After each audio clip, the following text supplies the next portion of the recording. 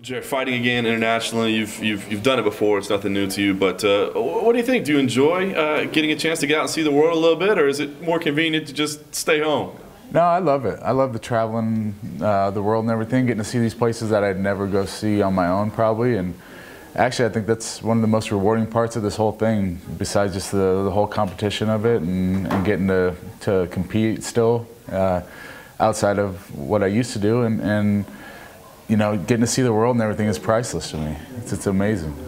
No stranger to big sporting events, of course, but this is the potential to be the biggest UFC event ever, stadium show. Does that get the blood boiling a little bit? Does that pump you up, or are you one of those guys that insists, hey, once the cage door closes, it's just another fight?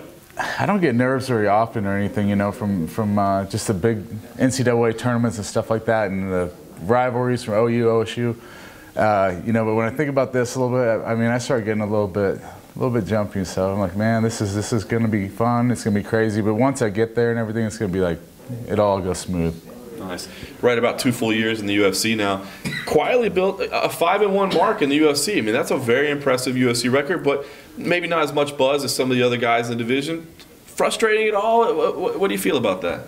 A little bit frustrating, but at the same time, I'm like, you know, I've still got a lot to learn and everything, so I also don't want people to be like, oh man, we expect him to do this all the time, or we expect him to be this amazing, you know, showboat out there or something. That's not really who I am, and I'm not ready for that yet with my striking and stuff, but it's a continual thing that I'm working on, and once it happens, you know, it's going to be some big things, you know. My wrestling's there, my ground game's there, my striking's there. It's going to put people on notice.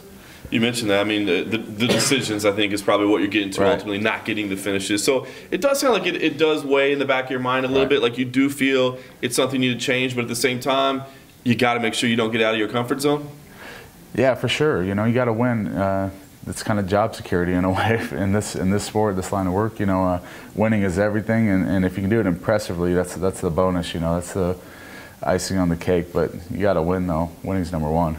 Yeah. Give us an idea. What is your training regimen like? I mean, how much do you spend working on your striking? And are you jumping off the cages in training and trying to do crazy stuff, or do you just stick to the basics? No, I don't bother with that stuff. I mean, I work on my striking, I don't know, 4 or 5 times a week. You know, I have privates all the time, sparring on top of all that. You know, and when I first started, I was doing the sparring or the striking classes all the time and stuff. And then you start to realize when you go back to the wrestling, like, man, I'm kind of getting out of shape for that too. So there's so much involved in MMA. It's just you got to touch every base, or I mean, if you're not sharpening it in one area, then it's going dull. You know, you have to touch up on everything all the time.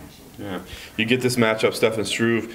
Big name. When it came on the table, what were your initial thoughts? Because, again, potential to be one of the biggest ones of your career to date. I thought it was a great matchup. You know, you got to jump at the opportunity to fight somebody who is a household name in MMA. You know, this is besides like Pelele was a big jump up for me a year ago, and since then it was just kind of just a fight here, but now here's another name where it's like, oh, okay, now I'm excited again. I'm not just another fight. This is a ranked guy that can help get me to where I want to go. Yeah. Stylistically, the way it plays out, I mean, I've got to think you're the best wrestler that he's ever faced. He says, but, you know, Jared doesn't understand that I'm fine on my back. I'm going to present things off my back that he's never seen before. Do you agree with that? Because, you know, when you look at a long, lanky body like that, on the one hand, sometimes it's targets to go after, and on the other hand, it can get you in trouble sometimes. So what are your thoughts on just how the body type and the matchup plays out? I don't really worry too much about him off his back, you know. Obviously, whenever I first got matched up with him, it was, hey, we see everything that he's done off his back. We know that he can do stuff off his back. And I've watched Struve since I first started fighting, you know, so I've seen all of his fights. I've seen him do the arm bars, the triangles, all that. I know that he has some stuff down there. But I'm very comfortable on the ground too. It's just that nobody's really put me in bad positions to show that I can stay out of them or capitalize in those situations. Nobody's pushed me on the ground. I'm usually the one that's grinding on top of people. So I'm not worried about that. I'm not worried about his ground stuff, and I hope that's not what he's banking on, or maybe I do. You know. We know that you've gone through some links to try to replicate what he does. You told MMA Junkie Radio some of the bizarre things that you've done. What do you think? There has been criticism of him that as a 7-footer, he doesn't necessarily use his frame to his advantage. So when you break down his striking, Is there really a concern like this is going to be really hard for me to get inside, or do you feel like that your aggression, your power, your wrestling, you're still going to dictate the positioning regardless? I think there's a very fine line to where he dictates it, you know, and that's right at the end of his length. He's got to be moving back and keeping that length. But if I get inside of that fine line there, then I believe it'll be all me. You know, once I get inside there, he's not going to have much of anything, and my takedowns are going to be there. You know, it's hard to punch back in toward your body. And you know, when somebody's that tall, and it's been like that ever since I can remember in wrestling, the taller guys are the easiest ones to get a hold of their legs and stuff. So, you know, I think there's a lot of advantages for me, but just all the same, he's still a very dangerous guy.